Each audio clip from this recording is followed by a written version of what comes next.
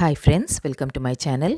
ഇന്ന് ഷെയർ ചെയ്യുന്നത് പഴം വെച്ചിട്ടുണ്ടാക്കാൻ പറ്റിയ വളരെ ടേസ്റ്റി ആയിട്ടുള്ളയും വളരെ ഹെൽത്തി ആയിട്ടുള്ള റെസിപ്പിയാണ്. അപ്പോൾ വീഡിയോയിലേക്ക് പോകുന്നതിന് മുമ്പ് എൻ്റെ ചാനൽ നിങ്ങൾക്ക് ഇഷ്ടപ്പെട്ടതാണെങ്കിൽ സബ്സ്ക്രൈബ് ചെയ്തിട്ട് ഒന്ന് സപ്പോർട്ട് ചെയ്യണേ. അപ്പോൾ ഇത് ഉണ്ടാക്കാൻ വേണ്ടിയിട്ട് ഞാനിവിടെ 2 നേന്ത്രപ്പഴം എടുത്തിട്ടുണ്ട്. ഇനി ഇതിൻ്റെ തൊലിയൊക്കെ കളഞ്ഞിട്ട് ഞാനൊരു പാത്രത്തിലേക്ക് ഇത് വട്ടത്തിലാണ് കട്ട് ചെയ്തിട്ട് കൊടുക്കുന്നത്. ഒരു മീഡിയം സൈസിൽ വേണം ഇത് കട്ട് ചെയ്തിട്ടെടുക്കാൻ, വളരെ അങ്ങോട്ട് തിന്നാവാനും പാടില്ല. അപ്പോൾ ഈ 2 പഴവും നമുക്ക് മുറിച്ചിട്ട് പാത്രത്തിലേക്ക് ഇട്ടതിൻ്റെ ശേഷം നമുക്കിതൊന്ന് വേവിച്ചെടുക്കണം. തേങ്ങാപ്പാലിലാണ് ഇത് വേവിച്ചെടുക്കേണ്ടത്. അതിനുവേണ്ടി ഞാനിവിടെ ഒരു അരമുറി തേങ്ങ ചിരകിയത് മിക്സിയിൽ അടിച്ചെടുത്തിട്ടുണ്ട്. ഇനി അടിച്ചെടുത്ത തേങ്ങ നമുക്കൊരു അരിപ്പയിൽ ഇട്ട് കൊടുത്തിട്ട് ഇതിൻ്റെ പാലൊന്ന് പിഴിഞ്ഞെടുക്കുക. ഞാനൊരു സ്പൂൺ വെച്ചിട്ട് ഇങ്ങനെ ചെയ്ത് കൊടുക്കുന്നത്, നിങ്ങൾക്ക് കൈ വെച്ചിട്ട് നന്നായിട്ട് ഇത് പിഴിഞ്ഞെടുക്കുക. ഇപ്പം ഞാൻ തേങ്ങാപ്പാലൊക്കെ പിഴിഞ്ഞെടുത്തിട്ടുണ്ട്. ഇനി നമുക്ക് പഴം വേവിച്ചെടുക്കാൻ വേണ്ടിയിട്ട് തേങ്ങാപ്പാൽ ഇതിലേക്ക് ചേർത്ത് കൊടുക്കാം. ഞാനിവിടെ 1.5 കപ്പ് തേങ്ങാപ്പാലാണ് ഇതിലേക്ക് ചേർത്ത് കൊടുക്കുന്നത്. പഴം ഒന്ന് മുങ്ങി നിൽക്കുന്ന രീതിയിൽ വേണം തേങ്ങാപ്പാൽ ചേർത്ത് കൊടുക്കാൻ. അപ്പോൾ ഇനി നമുക്കിത് അടുപ്പത്ത് വേവിക്കാൻ വേണ്ടി വെക്കാം. തേങ്ങാപ്പാലിൽ വേണം നമുക്ക് ഈ പഴം വേവിച്ചെടുക്കാൻ, എന്നാലേ ഇതിൻ്റെ ടേസ്റ്റ് കിട്ടുള്ളൂ.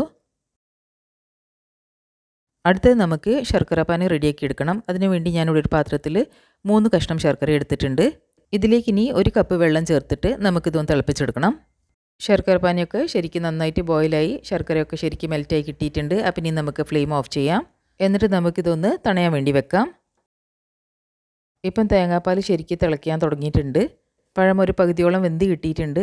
അപ്പം ഇനി നമുക്ക് നേരത്തെ മാറ്റി വെച്ച ശർക്കരപ്പാനി ഇതിലേക്ക് ചേർത്ത് കൊടുക്കാം. ഒരരിപ്പ വെച്ചിട്ട് വേണം നമുക്ക് ശർക്കരപ്പാനി ഇതിലേക്ക് ചേർത്ത് കൊടുക്കാൻ. ഇനി തേങ്ങാപ്പാലിലും ശർക്കരപ്പാനിയിലും വേണം പഴം ശരിക്കും വെന്ത് വരാൻ. പഴമൊന്ന് വെന്ത് കിട്ടുന്നവരെ നമുക്ക് ഫ്ലെയിം മീഡിയമിലേക്ക് മാറ്റി കൊടുക്കാം. അപ്പോൾ അതവിടെ പഴമൊക്കെ നന്നായിട്ട് വെന്ത് കിട്ടിയിട്ടുണ്ട്. ഇതൊന്നുകൂടി തിക്കായി കിട്ടുന്നവരെ നമുക്കൊന്ന് ലോ ഫ്ലെയിമിൽ വെച്ചിട്ട് ഇതൊന്ന് വേവിച്ചെടുക്കാം. ഇനി നമുക്കിതിൽ ഫ്ലേവറിന് വേണ്ടിയിട്ട് 1/2 ടീസ്പൂൺ ഏലക്കാപ്പൊടി ചേർത്ത് കൊടുക്കാം. എന്നിട്ട് നന്നായിട്ടൊന്ന് മിക്സ് ചെയ്ത് കൊടുക്കാം. കൂടെ തന്നെ ഒരു നുള്ളു ഉപ്പും കൂടി ചേർത്ത് കൊടുക്കാം. ആ സ്വീറ്റ്നെസ് ഒന്ന് ബാലൻസ് ചെയ്യാൻ വേണ്ടി മാത്രമാണ്. വീണ്ടും ഒരു 2 മിനിറ്റ് നേരത്തേക്ക് ഇത് നന്നായിട്ടൊന്ന് വേവിച്ചെടുക്കാം. അപ്പോൾ ഇതവിടെ നമ്മളെ പഴമൊക്കെ ശരിക്കും വെന്ത് കിട്ടിയിട്ടുണ്ട്. നല്ല തിക്ക് ആൻഡ് ക്രീമി ആയിട്ട് കിട്ടിയിട്ടുണ്ട്.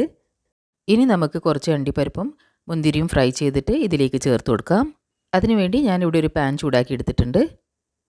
ഞാനിതിലേക്ക് 1.5 ടീസ്പൂൺ നെയ്യ് ചേർത്ത് കൊടുത്തിട്ടുണ്ട്. നെയ്യൊന്ന് മെൽറ്റായി കിട്ടിയതിൻ്റെ ശേഷം ഇതിലേക്ക് കുറച്ച് അണ്ടിപ്പരിപ്പ് ഇട്ട് കൊടുക്കാം. എന്നിട്ട് നന്നായിട്ടൊന്ന് ഫ്രൈ ചെയ്തിട്ടെടുക്കാം. അണ്ടിപ്പരിപ്പ് നന്നായിട്ടൊന്ന് ഫ്രൈ ആയി വരുമ്പോൾ നമുക്കിതിലേക്ക് കുറച്ച് മുന്തിരി ചേർത്ത് കൊടുക്കാം. വീണ്ടും ഇതെല്ലാം നന്നായിട്ടൊന്ന് ഫ്രൈ ചെയ്തിട്ടെടുക്കാം. നിങ്ങൾക്ക് വേണമെങ്കിൽ ഇതിൽ കുറച്ച് തേങ്ങാക്കൊത്ത് കൂടി ചേർത്ത് കൊടുക്കാം. ഇപ്പോൾ ഇതെല്ലാം നന്നായിട്ട് ഫ്രൈ ആയി കിട്ടിയിട്ടുണ്ട്. അപ്പം ഇനി നമുക്ക് ഫ്ലെയിം ഓഫ് ചെയ്യാം. എന്നിട്ട് ഈ പഴത്തിലേക്ക് ഇത് ചേർത്ത് കൊടുക്കാം. ഇത് വളരെ എളുപ്പത്തിൽ പഴം വെച്ചിട്ടുണ്ടാക്കാൻ പറ്റിയ ഒരു സ്വീറ്റ് റെസിപ്പിയാണ്. ഇത് നിങ്ങളെല്ലാവരും ഒരു തവണയെങ്കിലും ട്രൈ ചെയ്ത് നോക്കുക. നിങ്ങൾക്ക് എല്ലാവർക്കും ഇത് തീർച്ചയായിട്ടും ഇഷ്ടപ്പെടും. പഴം വെച്ചിട്ട് നമ്മൾ ഫ്രൈ ഒന്നും ചെയ്യാതെ വളരെ ഹെൽത്തി ആയിട്ട് ഉണ്ടാക്കിയെടുക്കാൻ പറ്റിയ നല്ലൊരു റെസിപ്പിയാണ്. അപ്പോൾ നിങ്ങളെല്ലാവരും ഇത് ട്രൈ ചെയ്തിട്ട് നിങ്ങളെ ഫീഡ്ബാക്സും സജഷൻസും ഒക്കെ എന്നെ കമൻറ്റ് ബോക്സിൽ കൂടി അറിയിക്കുക. പിന്നെ എൻ്റെ വീഡിയോ ഇഷ്ടപ്പെട്ടതാണെങ്കിൽ ലൈക്ക് ചെയ്യാനും ഫ്രണ്ട്സ് ആൻഡ് ഫാമിലിയുടെ കൂടെ ഷെയർ ചെയ്യാനും മറക്കരുത്.